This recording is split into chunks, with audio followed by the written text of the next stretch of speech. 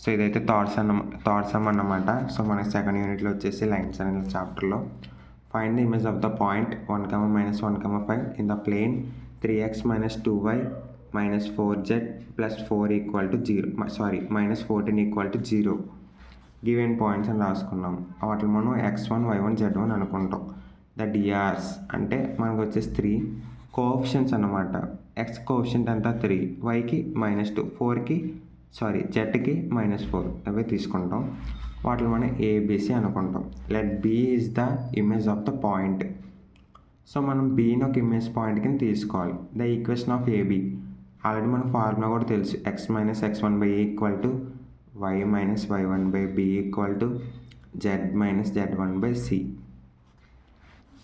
x1 తెలుసు మనకు already values ego మనకి ఇచ్చిన పాయింట్స్ సబ్స్టిట్యూట్ చేసుకుంటాం. x1, y1, z1 = r అని అయితే మనం అనుకోవాలన్నమాట. సో యువత నుంచి ఇంటూ చేస్తే కనుక చూద్దాం. x = 3r + 1 వచ్చింది.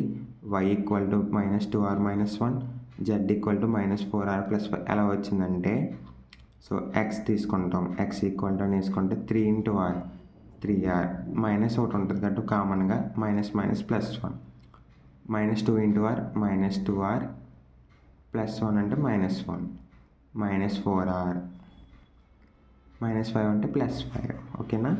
సో వీటిని మనం బి పాయింట్ కింద తీసుకోవాలన్నమాట. కన్సిడర్ చేసుకోవాలి. మనకు వచ్చిన వాల్యూని బి పాయింట్ అనుకోవాలన్నమాట. వీటిని మనం x2, y2, z2 అనుకుంటాం. పై వాటిని మనం x1, y1, z1 అని అయితే అనుకున్నాం. Next the mid point of AB. AB mid point మనకు వాల్యూ తెలుసు ఆల్రెడీ. మిడ్ పాయింట్ ఎలా కట్టాలో x1 + x2/2, y1 + y2/2, z1 + z2/2. x1 అంటే ఏంటి, ఇది అన్నమాట. చూడండి ఇదిగో ఇవి 1, -1, 5 గుర్తుపెట్టుకోండి. ఓకేనా. నెక్స్ట్ x2 అంటే ఇవి అన్నమాట. మనకు వచ్చిన b = ఈక్వేషన్. సో ఇప్పుడైతే మనం సబ్స్టిట్యూట్ చేసుకున్నాం యాస్టీస్గా. చూద్దాం. 1, 1, 2, 3r + 2 -1 ఉంది, -1 ఉంది అంటే -2 -2r 5, 5, 10 -4r + 10/2. వీటిని మనం ఇప్పుడు XYZ అనుకుంటాం. సరిగ్గా చూడండి ఒకసారి, అందరూ ఇక్కడ కన్ఫ్యూజన్ అవుతారు. మనకి ఇచ్చిన పాయింట్స్ మాత్రం x1, y1, z1 అనుకుంటాం. ఓకేనా. మీరు కన్ఫ్యూజన్ అవుతున్నట్టున్నారు కామన్ లేదని. ఓకే, x1, y1, z1 అనుకుంటాం. మనకు వచ్చిన బి పాయింట్ ఉంది కదా, అది వచ్చిన దాన్ని మనం x2, y2, z2 అనుకుంటాం. ఓకేనా.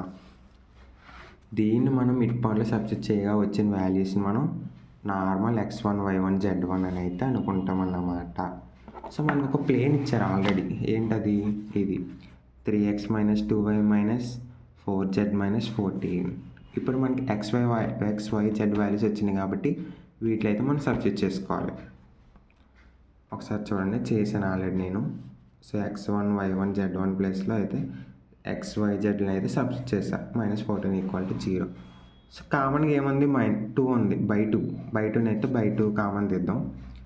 3 × 1 9r 3 × 2 6 -2 × -4 -2 × -2r అంటే మైనస్ ప్లస్ అవుతుంది. 2 × 2r అంటే +4r 2 × -2 +4 -4 × -4r మైనస్ కలిపితే ప్లస్ 4 × 4 16r -4 × 10 మైనస్ ప్లస్ అంటే -4 × 10 40.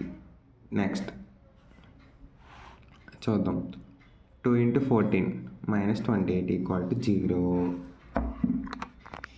ఇవతల 2 ఏం చేస్తుంది, బై చేస్తుంది. అవతలకి వెళ్తే ఇంటూ చేస్తుంది. 2 × 0 అంటే 0 × 2 అంటే 0. ఓకేనా. నెక్స్ట్ ఇప్పుడైతే చూద్దాం.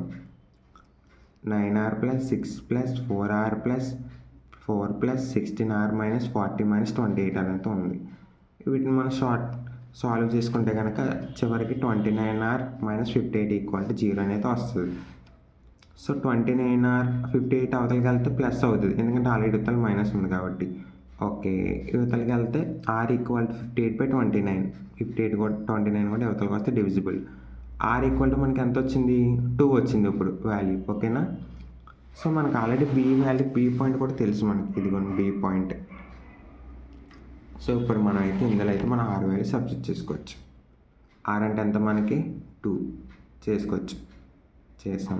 3 × 2 6 + 1 7 -2 × 2 -4 -1 -5 4 -4 × 2 -8 + 5 అంటే -3. ఓకే, సో ఇదన్నమాట. ఇంతే. The image of the point అని పెట్టేస్తే 7, -5, -3. సో ఈ మోడల్ అయితే ఇంకొక 2 సమ్స్ అయితే ఉన్నాయన్నమాట. ఇవి అయితే మీరే చేయండి ప్రాక్టీస్. ఒకసారి ముందు వీడియో ఏదో కూడా చూస్తే మీకు క్లారిటీ ఎక్కడ ఏదో కన్ఫ్యూజన్ పడద్దు. జస్ట్ వాల్యూస్ ఒక్కటే మారుతాయి అంతే. చూద్దాం. 4th సమ్ అనమాట.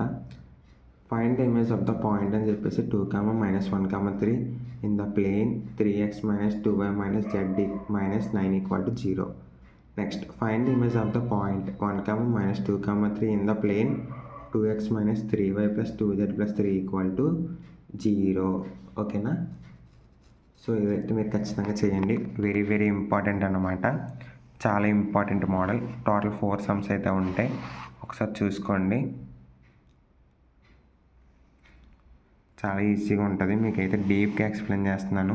ఒకవేళ ఏమైనా నాలో ఫాల్ట్ ఉంటే కనుక ఖచ్చితంగా కామెంట్ అయితే చేయండి. ఓకేనా? Thank you.